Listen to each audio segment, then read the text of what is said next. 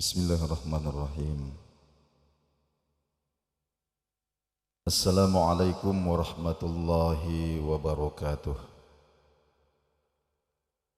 Alhamdulillah wassalatu wassalamu ala asyrafil mursalin sayyidina Rasulillah Muhammadin ibni Abdillah wa ala alihi wa ashabihi wa man walah. Faqul rabbi syrah li sadri wa yassir li amri wahlul 'uqdatam min lisani yafqahu qawli, amma ba'd. Kaum muslimin muslimat sidang jamaah subuh rahimakumullah. Sekedar mengingatkan saja pada subuh hari ini bahwa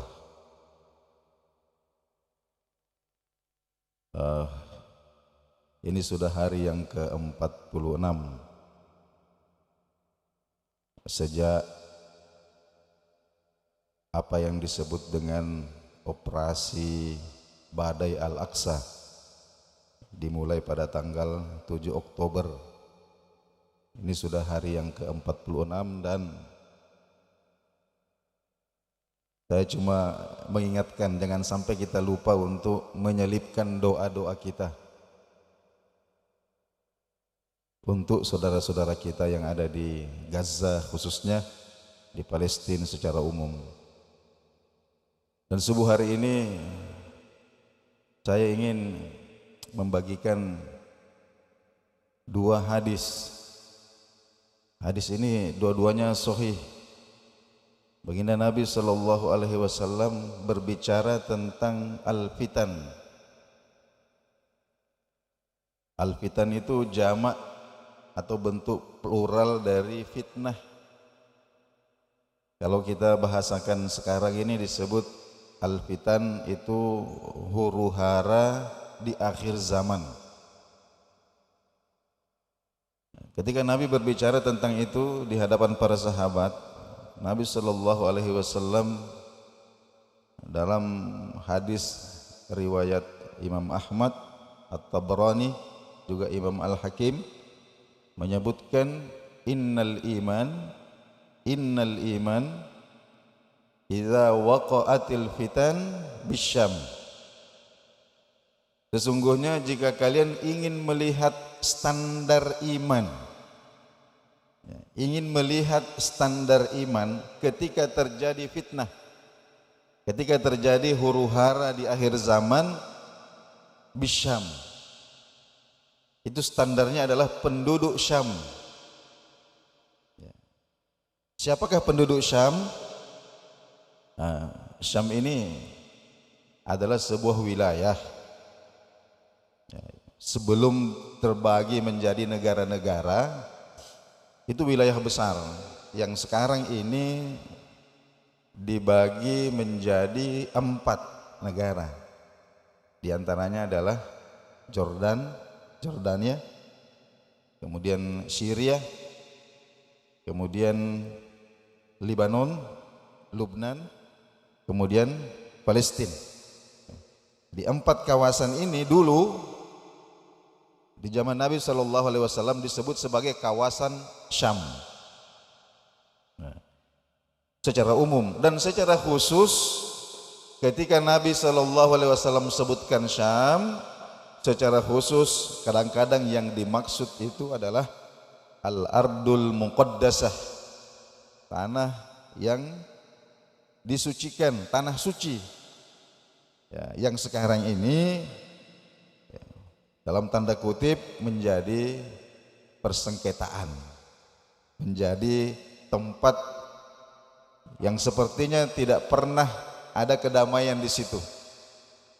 Tapi Nabi SAW menyebutkan bahwa jika terjadi fitnah, jika terjadi huru-hara menjelang akhir zaman, maka jika kalian ingin melihat, menyaksikan bagaimana standar keimanan, maka lihat penduduk Syam, lihat orang-orang di Gaza, lihat orang-orang di Palestina. Seperti itu iman itu. Dalam hadis yang kedua, baginda Nabi SAW sebutkan, ini juga hadis sahih diriwayatkan oleh Imam At-Tirmizi. Nabi SAW sabdakan bahwa idza fasada ahlus Syam, jika agamanya penduduk Syam sudah rusak, jika orang-orang di Gaza, orang-orang di Palestina ini sudah rusak agamanya, fala khaira lakum, maka bagi kalian tidak akan ada lagi kebaikan yang tersisa. Fala khaira lakum, maka tidak ada lagi kebaikan yang tersisa bagi kalian. Wala tazalu fi'atum min ummati, dan akan selalu ada satu kelompok min ummati, dari umatku, mansurin, yang selalu mendapatkan pertolongan Allah Subhanahu wa taala. Mansurin, selalu mendapatkan pertolongan Allah Subhanahu wa taala. La yahzaluhum la yadurruhum man hazalahum hatta taqumus saah. Dan mereka ini akan selalu dikhianati, mereka akan selalu digembosi. Mereka ini tidak didukung, bahkan difitnah. Tapi sabda Nabi bahwa semua penggembosan, semua fitnah yang menimpa mereka itu la yadurruhum, itu tidak ada pengaruhnya bagi mereka, tidak ada bahayanya bagi mereka, hatta taqumas saah, sampai datang hari kiamat. Penduduk Syam, dan kita saksikan, Bapak dan saudara sekalian, saya lihat ada di YouTube, ada seorang anak, barangkali umurnya baru 10 tahun ya, di tengah puing-puing bekas pengeboman ya, berdiri bersama dengan teman-temannya. Lalu ada seorang jurnalis datang bertanya kepada dia, bagaimana perasaanmu tinggal di sini? Karena kamu tidak tahu, mungkin sebentar lagi bom dari Israel akan datang. Apa yang dia katakan? Anak kecil, baru 10 tahun umurnya mungkin. Dia mengatakan, tidak apa-apa, itu sudah biasa.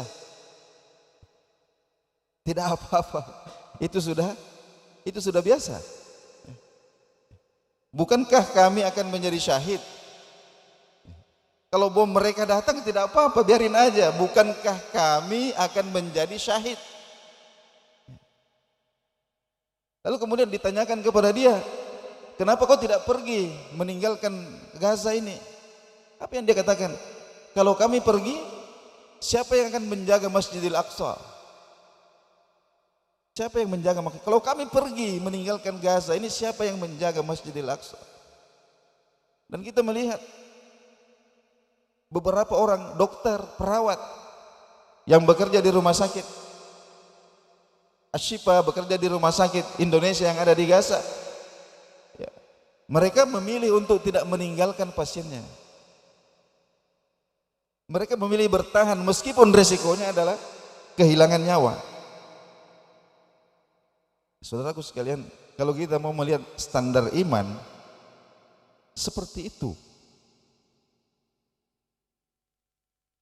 jadi kita doakan saudara-saudara kita di Gaza, tapi juga berdoalah untuk diri kita sendiri. Semoga Allah Subhanahu wa taala memberikan kita iman seperti imannya orang-orang di Gaza itu. Bahkan saya lihat juga di YouTube ada pekerja medis, barangkali beliau ini seorang sopir ambulans, namanya Yusuf. Kemudian ada juga temannya di dekatnya, tidak disebutkan namanya siapa. Mereka memvideo dirinya ketika lagi duduk di ambulans sambil minum jus.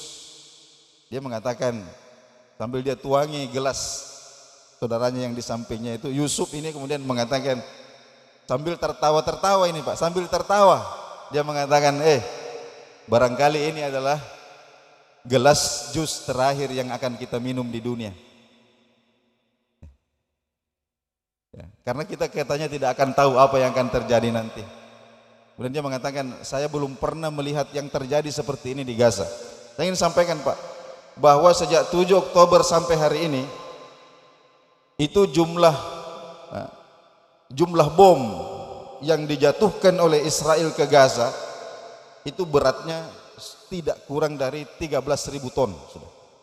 13.000 ton bom sudah dijatuhkan di Gaza.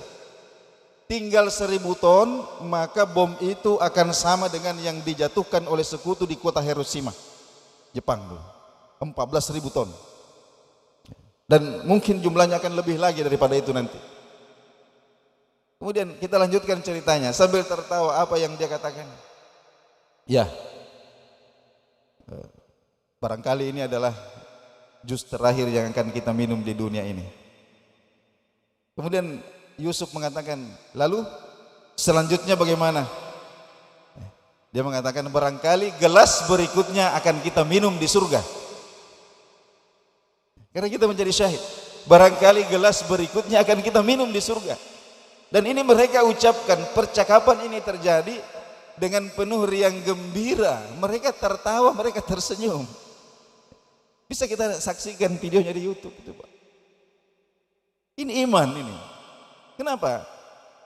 Karena Nabi SAW itu dalam visi beliau yang begitu jauh, sudah jauh-jauh hari menyebutkan bahwa kalian itu wahai umatku, akan datang suatu masa nanti ketika kalian itu seperti makanan di atas talang yang diperebutkan. Seperti makanan di atas talang yang diperebutkan. Maka kemudian para sahabat bertanya, ya Rasulullah, apakah waktu itu jumlah kita sedikit? Nabi mengatakan, tidak, kalian banyak sekali. Tapi kalian banyak itu kualitas kalian, kata Nabi, kualitas kalian itu hanya seperti buih yang mengambang di atas air. Banyak, tapi centang perenang, dipermainkan oleh ombak, dipermainkan oleh angin. Kalian tidak berdaya. Maka sahabat bertanya, kenapa bisa terjadi seperti itu ya Rasul? Baginda Nabi kemudian mengatakan, karena pada saat itu kalian terkena penyakit wahan. Penyakit wahan, ini virus yang ada di dalam hati kalian itu namanya wahan. Sahabat kemudian bertanya, ya Rasulullah, apa itu wahan? Nabi mengatakan, yang pertama, hubbud dunya. Kalian sangat jatuh cinta terlalu dalam kepada dunia. Akibatnya apa? Datanglah yang kedua, karahiyatul maut, karena cinta kalian yang sangat dalam kepada dunia, lalu kemudian kalian takut mati. Takut mati. Ya, kita lihat di saudara-saudara kita di Palestina, Masya Allah, seakan-akan mati ini sudah tidak dipikir lagi. Bisa begitu. Itu kalau macam saya sudah pindah, saya sudah pulang. Mereka memilih bertahan. Kenapa? Karena memang slogan itu adalah mut syahidan iskariman atau mut syahidan. Ketika terjadi fitnah, maka apapun yang terjadi kepada orang mukmin selama ada iman, ketika dia menang berarti hidupnya akan mulia, ketika dia mati berarti dia akan syahid. Hadirin yang dimuliakan Allah Subhanahu wa taala. Saya ingatkan kepada kita, doakan saudara-saudara kita di Syam, dan berdoa juga kepada Allah, mudah-mudahan Allah anugerahi, Allah pantaskan diri kita untuk dianugerahi iman seperti imannya penduduk Syam itu. Kemudian ada juga kelebihan harta kita, atau bukan mungkin kelebihan, mungkin tidak lebih, bukan mungkin berkekurangan. Ayo kita donasikan sebahagian, karena itu hanya akan digunakan untuk beli air minum, Pak. Karena Gaza itu seperti penjara terbuka yang begitu besar, diisolasi. Air minum yang masuk itu semua harus dibeli. Masya Allah. Itulah yang bisa kita bantu kepada saudara-saudara kita. Ini secara mikro kita sampai. Tapi secara makro, ya, kita harus melihat bahwa apa yang terjadi wilayah Timur Tengah secara khusus di Palestina. Nah, ini ada cabang ilmu di dalam Islam itu yang disebut eskatologi Islam. Kalau dalam pandangan eskatologi Islam, sudah lama dibicarakan sebenarnya apa yang terjadi di Gaza antara Israel dengan Palestina. Kemudian kita lihat bagaimana dunia barat, dalam hal ini Amerika, Eropa, yang katanya pengusung demokrasi, pengusung hak asasi manusia, tapi ternyata manusia bagi mereka itu hanya orang-orang Israel.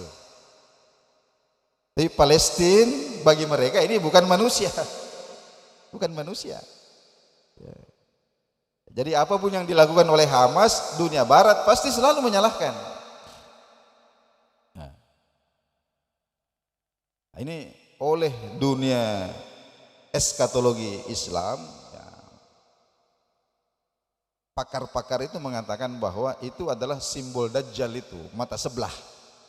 Jadi memandang dunia ini, memandang manusia itu dengan satu mata.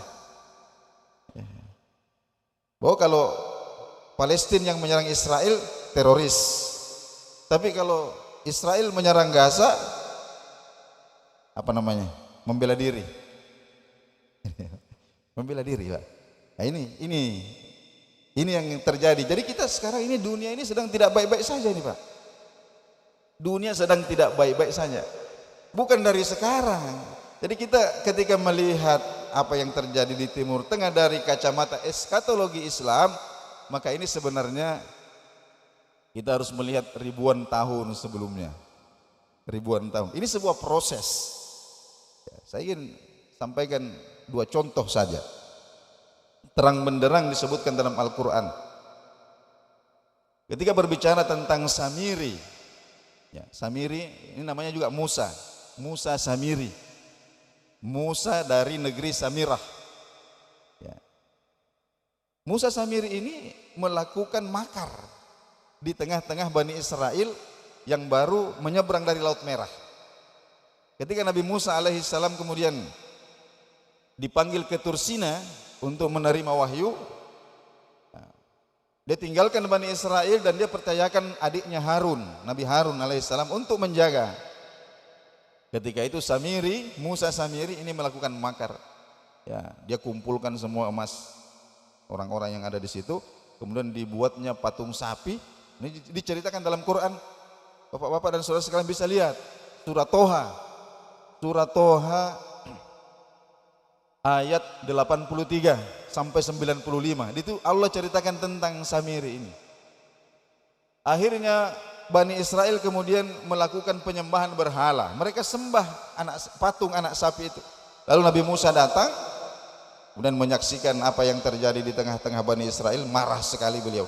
Sampai Nabi Harun itu ditarik janggutnya sampai jatuh. Kemudian Bani Israel yang terlibat di dalam penyembahan patung anak sapi dihukum mati. Caranya bagaimana? Mereka disuruh membunuh dirinya sendiri. Wa idz qala Musa liqaumi ya qaumi innakum zalamtum anfusakum bittikhadzikumul ijla fatubu ila bariikum faqtulu anfusakum. Surah Al-Baqarah ayat 54. Wahai kaumku, sesungguhnya kalian ini sudah melakukan dosa besar dengan menyembah anak sapi ini, maka bertaubatlah kalian kepada Tuhanmu. Caranya bagaimana?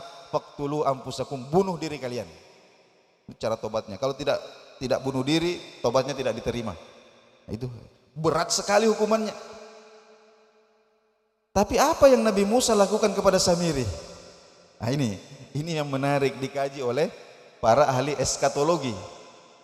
Nah, Bani Israel yang terlibat dalam penyembahan sapi dihukum mati dengan cara yang bunuh diri. Nabi Harun sampai ditarik janggutnya sampai terjatuh oleh Nabi Musa. Tapi Samiri yang memprovokasi perbuatan dosa ini, apa yang dikatakan Nabi Musa alaihissalam? Fazhab, kamu pergi dari sini. Fazhab, kamu pergi dari sini. Fa innalaka fil hayati dunya an taqula la misasalah. Selama kamu hidup di dunia ini, kamu jangan datang ke sini, dan orang Bani Israel juga dilarang untuk menemui Samiri. Tidak dibunuh, Pak, tapi dibiarkan, dikucilkan saja. Sehingga para ahli eskatologi itu mempertanyakan siapa sebenarnya Samiri ini, kenapa kemudian Nabi Musa tidak membunuh dia, tidak menghukum mati padahal dia provokatornya. Ini pasti sesuatu yang, ini yang pertama. Kemudian yang kedua dan terakhir ini tentang dalam surah Al-Kahfi. Dalam surah Al-Kahfi ayat 85 sampai 98 itu diceritakan tentang seorang raja besar yang diberikan kekuasaan dari timur sampai ke barat, yang dalam Quran disebut sebagai Dzulkarnain. Di situ diceritakan bagaimana Dzulkarnain ini datang di suatu negeri. Kemudian penduduk negeri itu mengeluhkan tentang ada sekelompok yang disebut sebagai Ya'juj Ma'juj. Ya'juj Ma'juj, ada sekelompok mereka ini yufsiduna fil ardi, suka melakukan keonaran, suka melakukan teror, menjarah, merampok, tidak aman lah. Tapi apa yang dilakukan oleh Dzulkarnain? Apakah dia memusnahkan Ya'juj Ma'juj? Tidak. Beliau hanya membuatkan tembok supaya Ya'juj Ma'juj yang tinggal di daerah yang dikelilingi oleh pegunungan ini, kemudian ada celah untuk masuk, ada celah untuk keluar, maka celahnya ini dicor dengan besi. Dicor dengan besi sehingga mereka tidak bisa keluar. Pertanyaannya, para pakar eskatologi kemudian penasaran, kenapa raja yang begitu besar kekuasaannya dari timur sampai ke barat, kenapa tidak memusnahkan Ya'juj dan Ma'juj? Kenapa cuma mengisolasi saja? Kenapa tidak dimusnahkan? Ini pertanyaan. Artinya Samiri, Ya'juj dan Ma'juj ini adalah makhluk-makhluk yang mengemban misi tertentu, sehingga Nabi Musa tidak diberikan kekuasaan untuk membunuh Samiri. Begitu juga dengan Dzulkarnain tidak diberikan kekuasaan untuk memusnahkan Ya'juj dan Ma'juj. Siapa Samiri? Siapa Ya'juj Ma'juj? Nah, ini yang dibicarakan dalam ilmu. Jadi saya ingin sampaikan bahwa hadirin yang dimuliakan Allah Subhanahu wa taala, jangan sampai muncul kayak semacam was-was setan di dalam hati kita.